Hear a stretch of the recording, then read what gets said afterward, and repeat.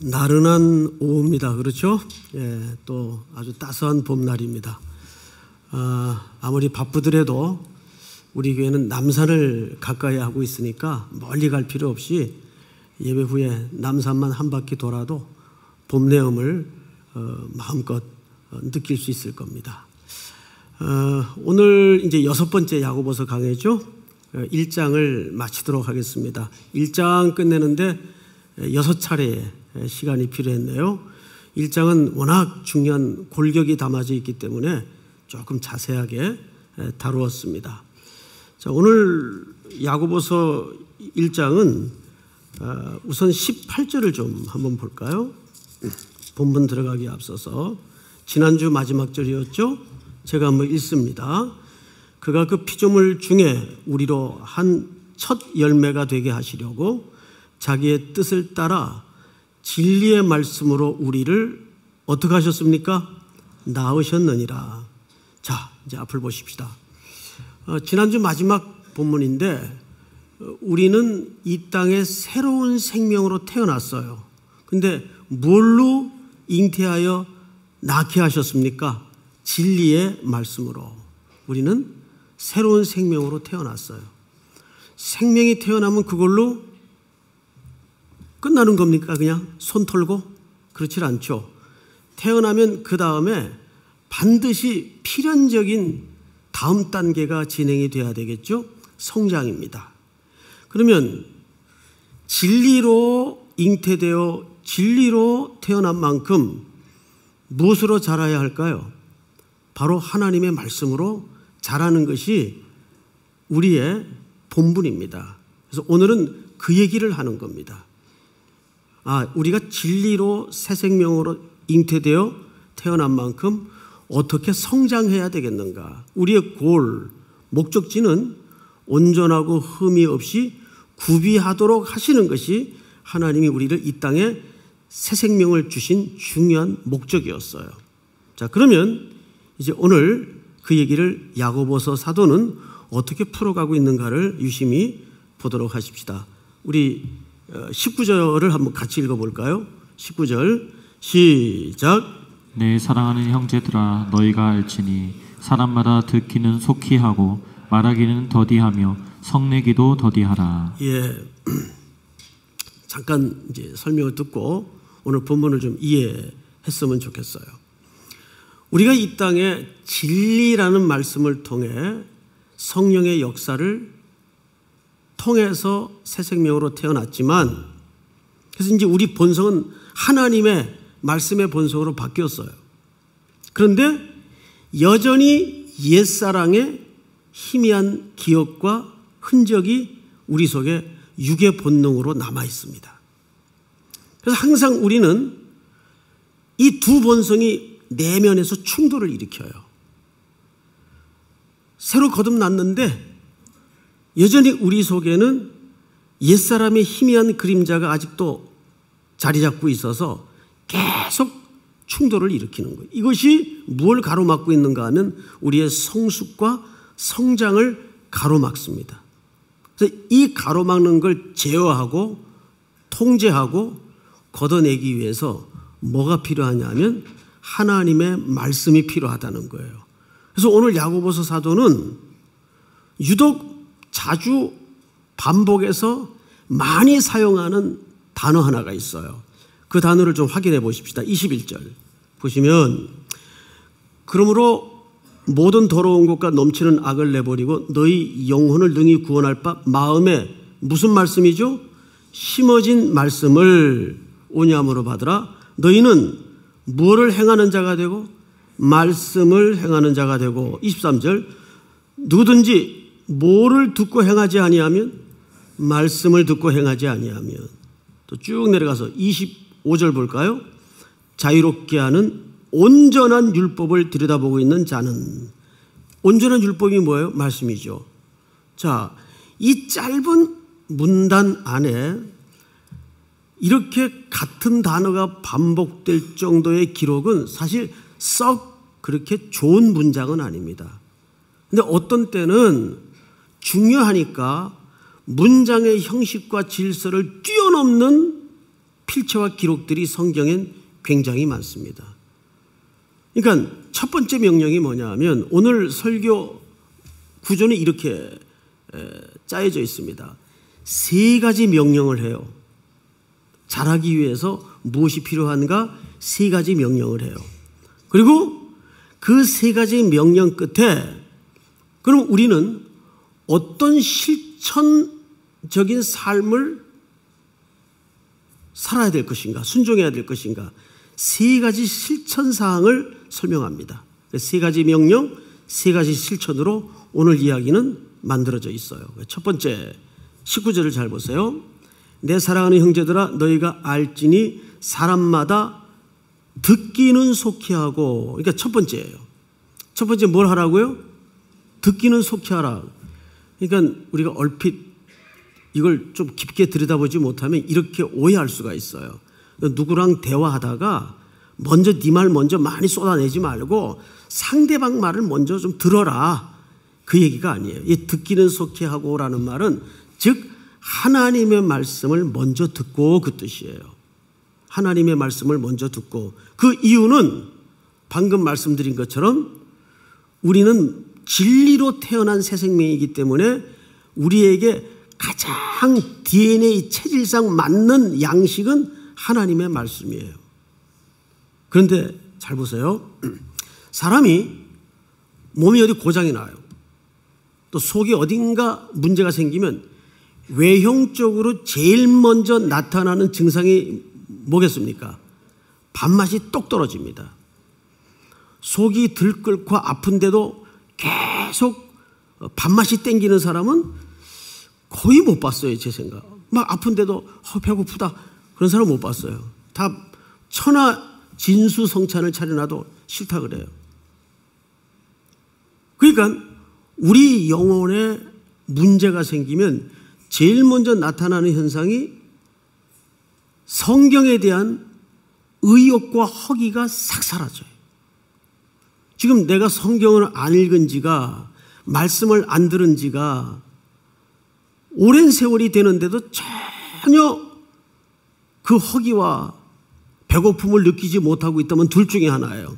죽어 있거나 두 번째는 다른 것으로 포만감을 갖고 있거나 둘 중에 하나입니다. 여러분은 어디에 해당합니까? 정말 복이 뭐냐 하면 때가 되면 말씀에 대한 허기가 들어와야 돼요. 심령이 가난해져야 돼요. 그래서 항상 말씀이 목말라 있어요. 이게 정상적인 영혼의 건강을 가지고 있는 사람이에요. 그래야 그 사람이 자라요. 왜? 우리는 진리의 말씀으로 새 생명을 얻었기 때문에. 언제나 생명의 잉태라는 것은 어떤 혼자서 이루어지는 역사가 아니잖아요. 남자와 여자가 결합해야 생명이 태어나듯 우리와 또 죽은 우리 땅에 하나님께서 성령의 운동력이 있는 말씀을 심었단 말이에요. 여기에서 꽃이 피고 열매가 나는 거예요. 새 생명으로 태어난 거예요. 그러면 그 땅은 이제 하나님의 말씀으로만 자라도록 되어 있는 겁니다. 이게 원래 우리를 최초에 설계하신 하나님의 오리지널 계획이었어요. 자, 그런데 성경을 또 볼까요? 20절을 보십시다. 20절.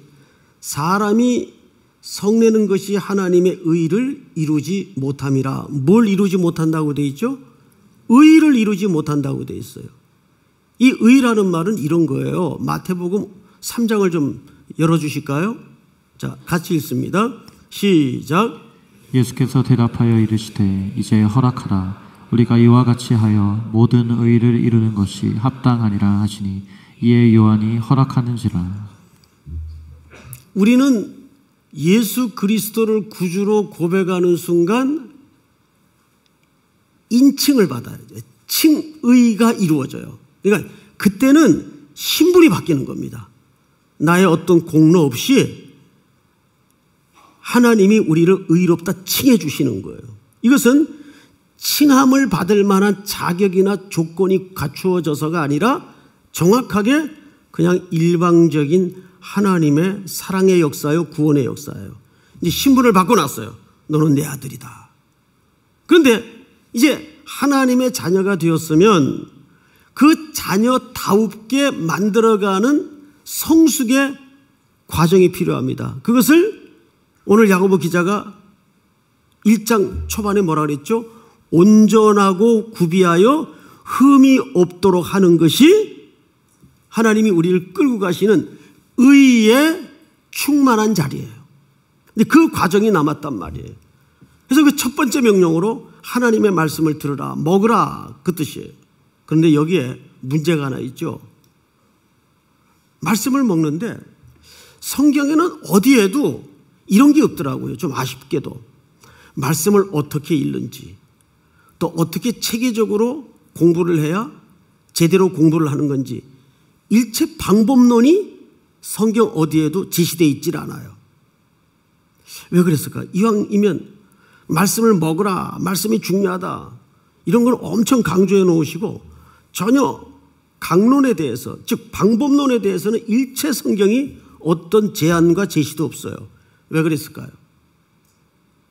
여러분, 방법보다 중요한 게 뭐냐면 경청하는 마음이 있어야 되기 때문입니다. 우리가 어떤 사람과 정기적으로 20년을 만나도 상대에 대해서 마음을 열지 않고 수용하고자 하는 태도가 없다면 그 사람과 절대 가까워지질 않아요. 그 유진 피터슨이 쓴 성경을 먹으라라는 책이 하나 있어요. 그 앞에 보면 이런 에피소드가 하나 나오죠. 할아버지의 손녀가 햇빛이 따스히 내리쬐는 정원에 흔들 의자 그네에 앉아서 이제 뭔가 책을 읽고 있어요. 그걸 방 안에서 창밖으로 할아버지가 본 거예요. 그러니까 손녀딸이 성경책을 읽고 있는 거예요. 읽는데 중얼중얼 읽고 있는 거예요. 얼마나 이뻐요. 그래서 혼자 보기 아까워서 할머니 이리 와봐. 쟤 좀 봐. 세상에 성경을 다 읽고 있어. 그러자 할머니가 쟤는 아직 글자도 몰라요. 얘는 그냥 뭐 하고 있는 거지 지금? 그냥 어른들의 흉내를 내고 있는 거예요. 우리가 성경을 백날 읽고 성경 공부를 백날 해도 그 말씀에 대한 경청하고자 하는, 수용하고자 하는 자세가 없다면 그것은 아무것도 아니라는 거예요. 자, 그러면 큰 두 번째로 20절에 보시면, 19절에 보시면 듣기는 속히 하고 말하기는 뭐하라? 더디하며 성내기도 더디하라. 사람이 성내는 것이 하나님의 의를 이루지 못함이라. 이 의를 이루기 위해서 첫째는 말씀을 읽어야 되고 두 번째는 성내기를 더디해야 된대요. 또 말하기를 더디해야 된대요. 말하기 더디와 성내기 더디는 어떤 이웃사촌처럼 밀접한 관련성이 있어요. 그러니까 야고보서 읽다 보면 어려운 게 이런 대목이에요. 주제가 휙휙 바뀌어서 뜬금없는 주제들이 나오는 것처럼 보여집니다. 그런데 야고보서의 책 자체가 분량이 짧기 때문에 모든 복잡한 설명과 부수적인 수사어들은 다 걷어내고 본질적인 것만 담아내다 보니까 이렇게 다른 주제처럼 보여질 뿐이지 여기에는 일맥상통한 본질이 담겨져 있습니다. 자, 지금부터 이 듣는 문제를 위해서 왜 우리가 성내지 말아야 되는가에 이 말씀이 오늘 하나님의 말씀과 무슨 연관성이 있는가를 좀 보도록 하겠습니다. 우선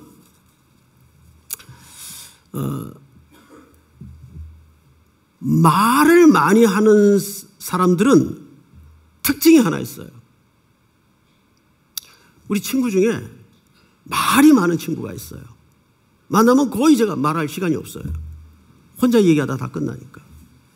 그럼 꼭 끝나고 나서 저한테 하는 얘기가 오늘도 손해본 느낌이다. 자기 혼자 쏟아냈으니까. 저는 왜냐하면 원래 좀 말수가 일반적으로 적은 데다가 제가 말할 틈을 주지 않으니까 그러니까 듣다 마는 거예요. 그런데 말을 많이 하게 되면 자연스럽게 나타나는 환경이 뭐냐면 다른 사람 말을 들을 수 없다는 겁니다. 자, 이 관계적인 원리 속에 하나님의 말씀을 듣는 원리가 녹아져 있기 때문입니다. 말이 많다는 건 뭐가 많다는 거예요? 내 의견과 내 주장이 많다는 거예요. 그러다 보니까 어떤 일이 일어납니까? 정작 하나님의 말씀은 읽기도 하고 듣기도 하고 공부도 하는데 정말 이 말씀에 담아진 의미가 진짜 무슨 뜻인지 수용하려는 태도가 부족해진다 그 말이에요. 그래서 우리 그 한국교회 성도들이 기도를 참 열심히 하죠. 세계 어디 가도 우리나라처럼 기도 열심히 하는 그리스도인들이 없죠. 근데 거의 기도가 원사이드 커뮤니케이션이에요. 일방적이에요. 뭐 와가지고 그러고 알았죠? 그러면 가요. 잠깐만 내 말은 안 듣고 가니? 아직 내일 또 올게요. 그 다음에 와서 또 그러고 또 내일 또 올게요. 그러고 가요. 여러분 기도는 일방적인 자기 혼자의 이야기가 기도가 아니에요. 제일 먼저 기도의 첫 번째 스텝이 뭐냐면 듣는 기도에 익숙해야 됩니다. 하나님 존전 앞에 앉아서 그분의 마음을 읽고 그분의 모든 걸 듣는 훈련을 해야 되는데 우리나라 성도들은 이 듣는 기도 훈련이 안 돼 있어요. 근데 이게 신앙생활에서 똑같은 현상이 일어나는 거예요. 자기 주장만 있고 자기 말만 하는 거예요. 그러다 보니까 정작 사람 사이에서도 그런 관계 속에 그런 현상이 나타나잖아요. 그렇듯이 그 말이에요. 그렇듯이 하나님 말씀을 들을 여지가 생기질 않는 거예요. 두 번째 분노에 사로잡힐 때 어떤 현상이 나타나냐면 청력이 마비됩니다. 여러분 이 청력은 리스닝 또는 생물학적인 청력을 얘기하는 게 아니에요. 내 안에 분노가 치밀어 오르면 일단 나타나는 물리적 현상이 소리가 안 들려요. 다른 소리가. 막 화가 치밀어 가지고. 그래서 분노는 하나님의 의를 이루지 못한다는 말의 의미는 공동체의 균형과 건강을 깨버려요. 일절 다른 소리가 안 들려오기 때문에. 그리고 이제 우리가 유념해서 들어야 될 얘기 하나가 여기 있는데 분노와 죄는 굉장히 밀접한 친구 사이예요. 분노가 가득하면 그 열매가 반드시 거의 죄악으로 흘러가는 경우가 많이 봅니다. 지금 우리 대한민국은 거의 분노 사회예요. 근데 그게 더 무서운 게 뭐냐면 불특정 다수를 향한 분노가 많아요. 이건 이 사회 구조적 문제와 또는 환경적 문제가 큽니다. 어떤 개인과 개인에 대한 또 원한의 분노보다는 이 대사회에 대한 분노. 그래서 불특정 다수를 향해서 흉기를 휘두르고 차를 돌진시켜서 무고한 시민들을 상해하는 일들이 얼마나 많이 일어납니까? 이런 거는 공동체의 문제예요. 그거 내일 아니니까 내가 피해 안 입혔고 내가 피해 안 당했으니까 우린 몰라라? 그럴 수가 없는 거예요. 요즘 일어나고 있는 이 미투 운동도 사실 여러분 우리 교회가 굉장히 반성해야 됩니다. 그런 일이 보여지고 느껴지고 들려질 때마다 우리는 침묵했고 방조했고 방관했어요. 함께 비명이라도 질러주지 않았어요. 심지어는 그 힘없는 자매들에게 위계 질서의 권력을 이용해서 우리는 오히려 죄를 뒤집어 씌우기도 했습니다. 이게 얼마나 사악한 행위입니까? 그러니까 지금 진짜 여성의 그런 지위가 하나님의 창조의 원래 질서대로 자유롭게 자리매김될 때 그때 진정한 개혁이 오는 거예요. 그때야. 지금 남성 사회에서 이렇게 오랫동안 전통이랍시고 관습이랍시고 이 뿌리 박혀 있는 여성 하대 의식과 문화는 지금 우리가 이렇게 표면적으로 드러난 것보다 더 악하고 저질입니다. 남자분들 군대 다 경험하셨죠? 여러분, 이거 사실 교회가 얼마나 부끄러운 일인가 하면 이 교회가 감당해야 될 시대의 과제인데 교회가 오히려 세상에 염려가 돼 있으니까 세상이 이걸 지금 뒤집어 놔요. 이게 다 분노로 작용을 해서 사회의 시한폭탄처럼 돌아다니고 있잖아요. 이거를 단순히 개인적인 문제로 어느 한 특정 집단의 문제로만 우리가 봐야 될까요? 그렇지 않다는 거죠. 이거는 그 시대를 살아가는 모두의 공감대로 들어와야 돼요. 그래야 이 문제가 진짜 실마리를 얻을 수가 있습니다.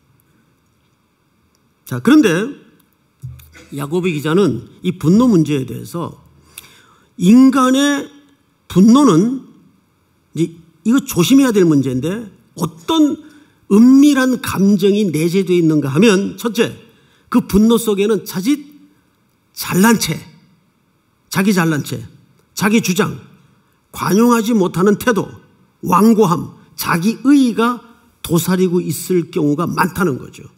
그래서 이런 빗나간 분노는 이퀄 무슨 단어와 동의어로 취급해야 되냐 하면 교만입니다.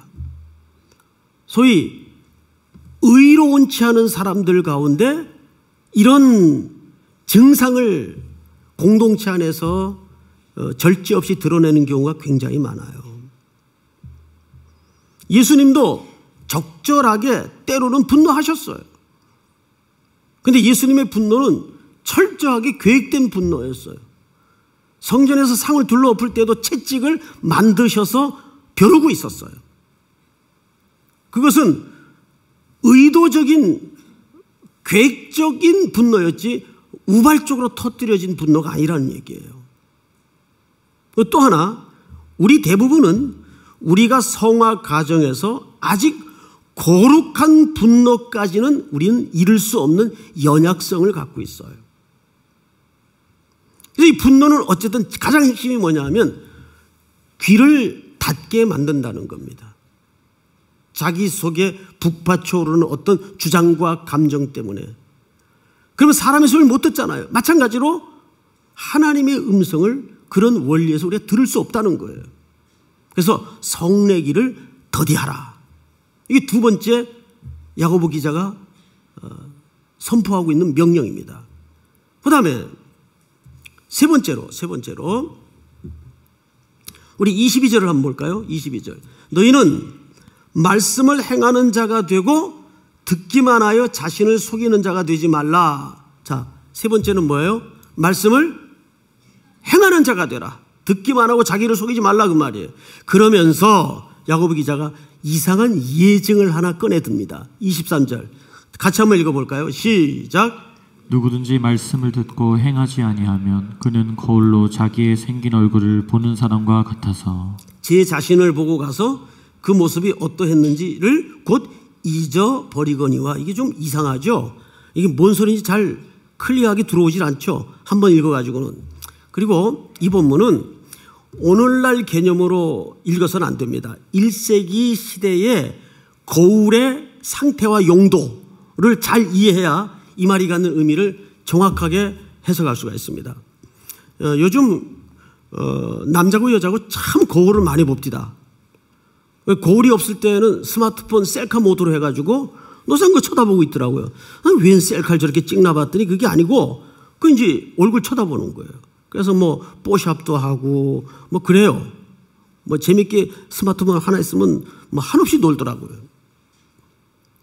그 이제 자기 외모를 좀 다듬는 건 뭐 나무랄 일 아니에요. 그런데 1세기 때는 요즘처럼 이런 거울이 아니에요. 더더군다나 스마트폰이 어디 있어요. 그때는 거울이 청동으로 밀어가지고 반질반질한 그것을 이제 거울로 삼아서 이용을 했어요. 그러면 아무리 맑게 문질러 닦아도 그것은 희미하게 보일 수밖에 없습니다. 그래서 그 당시에는 거울을 들여다보려면 이렇게 멀리서 떨어져서 보는 게 아니라 성경을 마치 읽는 것처럼 자세히 들여다 살펴볼 수밖에 없어요. 그때 그러면 두 번째, 거울을 왜 보느냐? 옷 매무시나 또는 얼굴에 뭐가 묻었는지, 실질적으로 이런 실용적 이유 때문에 그 당시 사람들은 거울을 이용하거나 복원했습니다. 자, 거울을 봤어요. 청동 거울을. 자세히 봤겠죠. 이렇게 막 해가면서 자세히 봤겠죠. 근데 이 검댕이가 있어요. 그러면 거울을 봤으면 그걸 닦아야 될 거 아니에요. 또 여기 콧물이 흘러 있어요. 그럼 뭐 휴지로 이렇게 닦든지 해야 될 거 아니에요. 그런데 거울을 보고 가서 잊어버리더라고요. 자기 얼굴에 뭐가 묻었는지. 거울을 보는 용도와 이유는 그런 것 때문에 거울을 보는 건데, 그래서 여러분 23절을 다시 보세요. 누구든지 말씀을 듣고 행하지 아니하면 그는 거울로 자기 생긴 얼굴을 보는, 이 생긴 얼굴이라는 말은 정확하게 창조 때 하나님이 우리를 만드신 피조물의 오리지널 폼을 얘기합니다. 원형의 모습을 얘기합니다.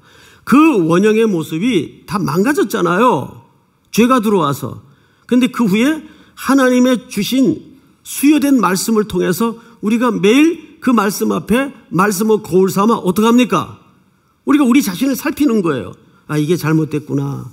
여기 뭐가 묻었구나. 그러면 그걸 닦아야 돼요. 그러려고 거울을 본 거 아니에요. 즉 하나님의 말씀을 읽고 공부하고 묵상하고 들은 거 아니에요.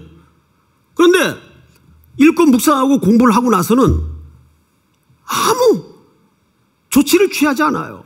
삶을 고칠 생각도 안 하고 또 여전히 그대로 살아요. 그 얘기를 하는 거예요. 그래서 24절을 같이 한번 다시 읽어볼까요? 시작. 제 자신을 보고 가서 그 모습이 어떠했는지를 곧 잊어버리거니와 자유롭게 하는 온전한 율법을 들여다보고 있는 자는, 자 여러분 여기 자유롭게 하는 온전한 율법이라는 것은 그리스도의 복음까지를 얘기합니다. 그 그리스도의 복음이야말로 온전한 율법의 복음을 얘기하는 거죠. 자, 들여다보고 있는 자는 듣고 잊어버리는 자가 아니요 뭐 하는 자니? 실천하는 자니. 적어도 그리스도의 온전한 자유의 복음으로 구속받은 하나님의 자녀가 된 하나님의 백성이라면 그것을 반드시 뭐 하는 자여야 한다는 얘기입니까? 실행하는 자. 거울을 봤으면 아, 이래서는 안 되겠구나. 좀 닦아야 되겠구나. 이런 걸 다 실천을 해야 될 거 아니에요. 그런데 잊어버린다 그 말이에요. 아니 안 살더라 그 말이에요. 그러면 그 구체적인 삶의 세 가지 실천은 무엇이어야 하는가? 이제는 세 가지 실천입니다. 지금까지는 뭐였어요? 세 가지 명령에 대해서 말씀을 드렸어요. 잊어먹었을 테니까 우리 세 가지 다시 한번 복습해 보십시다. 첫째는 하나님의 말씀을 들으라. 말씀을 들으라. 두 번째는 성내기를 더디하라. 이 성내기를 더디하는 것도 왜 그래야 되는가? 하나님의 말씀을 잘 듣기 위해서입니다. 세 번째는 말씀을 듣기만 하지 말고 살아라. 실천해라. 이 세 가지 이제 명령이 있었어요. 그러면 구체적으로 그 삶의 표지는 어떠해야 되는가? 이 과제가 우리에게 남겨졌단 말이죠. 첫 번째 26절을 보십시다. 26절 다 같이 시작. 누구든지 스스로 경건하다 생각하며 자기 혀를 죄가 물리지 아니하고 자기 마음을 속이면 이 사람의 경건은 헛것이라. 자, 여기 첫 번째 주제가 뭐냐면 혀에 뭐를 물리라? 죄가를 물리라. 혀가 뭐 하는 기관입니까? 언어의 통로예요. 그죠? 언어. 자, 언어는 뭘 담아내죠? 그 사람의 가치, 세계관, 관점, 삶의 모든 걸 언어에 담아냅니다. 이사야서 6장에 보면 우시야 왕이 52년을 통치하고 죽어요. 나병이 걸려서 죽어요. 그러니까 52년 동안 가장 부강한 시대를, 솔로몬 이후에 부강한 시대를 구가했던 역사였습니다. 그런데 그 절대 권력이 무너진 거예요. 그때 궁궐 안에 밖에서 모든 부정적인 소리와 절망이 쏟아져 나왔습니다. 이제 끝났다. 이제 이 나라도 여기까지인가 보다. 그때 그 백성들을 대표하는 이사야 선지자가 성전에 들어가 앉죠. 그리고 같은 심정과 무너지는 마음으로 어깨를 늘어뜨리고 하나님 앞에 이제 어떡합니까? 하나님이 그때 첫 번째 보여준 그림이 뭐예요? 하늘 보좌를 보여줘요. 보좌에 하나님이 앉아 계신데 그 입으신 옷자락이 지상 성전까지 드리워져 있어요. 근데 그 보좌는 세 가지 개념이 담아진 상징적인 위치입니다. 통치, 경영, 심판입니다. 근데 그게 지상까지 드리워졌다는 말은 무슨 말이에요? 여전히 하나님은 모든 백성들이 신음하고 절망하고 부정적인 불신의 소리를 쏟아내고 있는 이때에도 살아계셔서 통치하시고 경영하시고 심판하신다는 걸 이사야에게 보여주는 거예요. 그 실제의 역사, 이 땅의 역사보다 더 실제의 하나님의 통치의 역사의 그림을 이사야가 보게 되자 이사야가 처음으로 입 밖으로 터져나왔던 신음 같은 고백이 뭐예요? 화로다 나여 망하게 되었도다. 나는 뭐가 부정한 자라? 입술이 부정한 자라. 왜 입술입니까? 입술이라는 것은 언어의 통로예요. 언어는 뭡니까? 그 시대의 가치와 그 시대의 모든 사고방식을 담아내는 기관입니다. 백성들이 입으로 범죄했다고 말이에요. 하나님에 대해서, 시대에 대해서. 이사야도 예외 없어요. 백성을 대표하는 선지자일 수밖에 없으니까. 그래서 천사의 화젓가락을 통해서 그 입술에 죄사함을 허락해 주시는 겁니다. 그러고 나서 죄 많은 세상을 향하여 이사야를 보내지 않습니까? 이게 혀예요. 혀에 재갈을 물린다는 것은 왜 물립니까? 재갈이라는 것은 주인의 의도대로 이 짐승을 드라이브 하겠다는 의지가 재갈에 담아져 있잖아요. 그런 의미입니다. 첫째, 재갈을 물리는 거예요. 우리 언어는 얼마나 무서운가 하면 한 영혼을 살리기도 하지만 바로 죽이기도 합니다. 이 언어는 너무너무 소중한 거예요. 그 사람의 언어는 그 사람의 인격이에요. 그래서 우리는 흉내라도 욕 같은 거, 상스러운 표현 안 해야 됩니다. 그리스도인이면 특별히 더욱 그러합니다. 요즘 언어가 다 무너져 있고 전부 축약어로 쓰기 때문에 뭐 짤방 뭐 이런 거 모르겠어요? 에? 뭔 소리인지를. 거의 암호 해독 수준이에요. 청년들 쓰는 표현을 보면 저는 그래도 한 80%는 알아들어요. 우리 애들하고 앉아서 그런 걸 가끔 해봐요. 너 이거 알아? 무슨 말인지? 아빠 이거 무슨 말인지 알아요? 그리고 테스트 해봐요. 거의 제가 맞춰요. 거의. 우리 아이들보다 더 앞서는 또 때도 있고. 놀라운 사람이죠. 혀에 재갈을 물려라. 두 번째 성경을 보십시다. 27절. 하나님 아버지 앞에서 정결하고 더러움이 없는 경건은 곧 고아와 과부를 그 환난 중에 돌보고. 자, 저를 보실까요? 두 번째 그 실천 사항이 뭐예요? 고아와 과부를 돌보라는 거예요. 이웃사랑을 얘기하는 거예요. 여러분, 야고보 사도가 이 글을 쓰고 이 글을 읽었던 일독자, 그때의 청중은 전부 나그네들이었어요. 디아스포라니까. 전부 핍박에 내몰리고 고난에 내몰렸던 험난한 인생을 살았던 사람들이에요. 그다음에 그 고아도 많고 과부도 많아요. 그리고 그들은 기본적으로 나그네예요. 그러면 성경에서 고아, 과부, 나그네 이 세 종류의 인생은 특별히 하나님의 애정의 대상이었어요. 그래서 심지어는 가난한 자에게 꾸어주는 것은 내가 너희에게 꾸는 거다 할 정도로 그들을 특별히 하나님께서 생각했어요. 이유는 뭘까요? 여러분, 이 세 종류의 인생에는 공통점이 있잖아요. 누군가의 도움과 누군가의 긍휼 없이는 존재할 수 없는 사람들이 이 세 종류의 인생이에요. 그건 누구의 상징입니까? 과거 우리의 모습이에요. 그리스도의 인카네이션과 그리스도의 긍휼과 그리스도의 도움 없이는 죽을 수밖에 없었던, 기반이 없었던 인생 아니에요. 근데 그분이 우리와 같은 모습으로 찾아오셔서 나를 구원하시고 나를 구제해 주신 겁니다. 그러니까 기독교가 갖는 구제라는 성격은 여타 다른 불교나 무슨 일반 종교에서 갖는 구제와 근본적으로 차원이 틀려요. 그런 구제는 사실상 휴머니즘적 차원에서의 구제예요. 그러나 우리가 그리스도인으로서 교회 성도로서 해야 되는 구제는 그런 윤리나 도덕적인 관점과 휴머니즘적 차원에서의 구제가 아닙니다. 그것은 구원받은 자들의 복음을 선포하는 거예요. 내가 그 자리에 있었다. 그런데 하나님이 우리를 그렇게 구원하셨다. 이것을 확대해 나가는 순종을 성경은 구제라고 얘기합니다. 여러분, 생각을 해보십시오. 우리 흔히 쓰는 고사 용어 중에, 사자성어 중에 부전자전이라는 말이 있어요. 아버지는 아들을 낳습니다. 그럼 그 아들은 아버지를 닮게 돼 있어요. DNA가 정확하다면. 저희 아들이 가끔 이렇게 지나다니다 보면은 사람들이 깜짝깜짝 놀래요. 네? 너무 닮아가지고.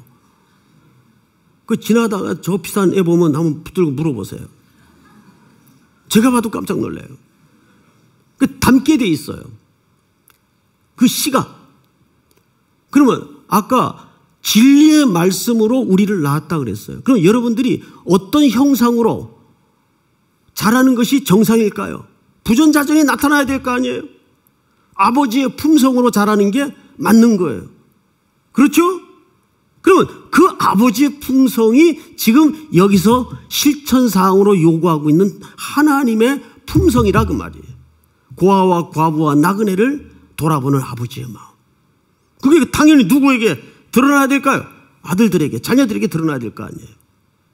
그래서 이것은 단순히 구제가 아니라 이 땅에 그리스도의 구원과 그리스도의 사랑을 드러내고 선포하고 실천하는, 다시 말해서 하나님의 품성을 확대해 나가는 순종이라 그 말이에요. 그러니까 이 구제는, 이웃사랑은 교회의 본성입니다. 선교만큼이나 중요한 교회의 DNA가 되어야 돼요. 마지막으로 세 번째, 또 자기를 지켜 세속에 물들지 아니하는 그것이니라. 과거 제 친구 하나가 저 면목동 쪽에, 망우동 쪽에 집이 있어서 거기 자주 놀러 가서 친한 친구라. 근데 그 동네에 지금도 그 공장이 있는지 모르겠는데 연탄 공장 어마어마 큰 게 하나 있어요. 망우동 쪽에. 그래서 그 연탄 공장에 이제 어린 시절이니까 자꾸 들어가서 놀기도 했습니다. 처음에는 연탄 가루가 산더미처럼 쌓여 있으니까 조심해요. 아니, 안 묻혀야지 옷에. 근데 여러분, 그 공간은 전부 연탄 가루가 날아다니기 때문에 아무리 조심해도 어딘가는 묻어 나오고, 더 중요한 것은 공기 안에 연탄 가루가 돌아다니기 때문에 나온 콧구멍이 새까매져요. 어쩔 수가 없어요. 그래서 이 오염이 가득하고 기본적으로 뒤틀려 있는 세상의 그리스도인들이 보혈의 피를 힘입어 여기서 경건한 사람으로 버텨낸다는 것은 얼마나 어려운 일이겠어요.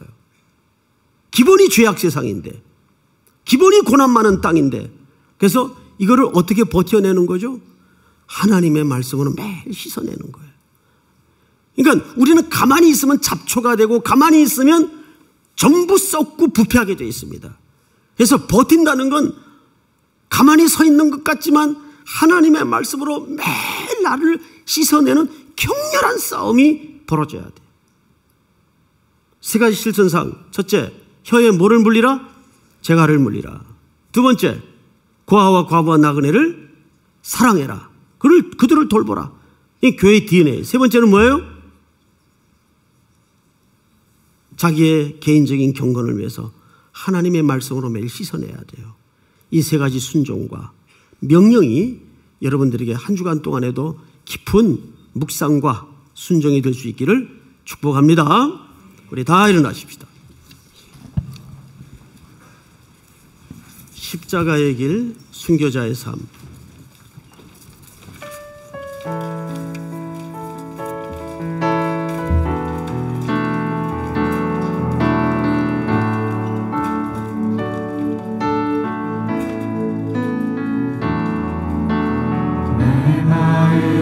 주를 향한 사랑이 나의 말엔 주가 주신 진리로 나의 눈에 주의 눈물 채워주소서.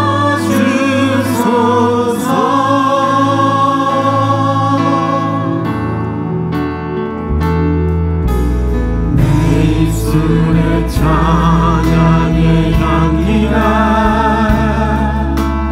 두 손에는 주를 닮은 섬김이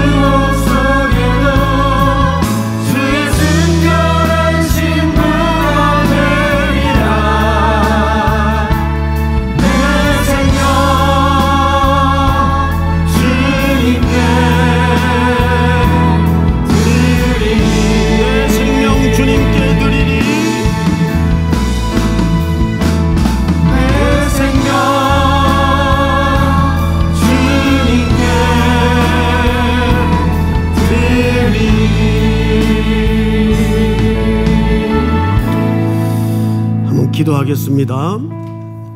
다 같이 한번 눈을 감고 우리 짧게라도 이렇게 기도합시다. 하나님,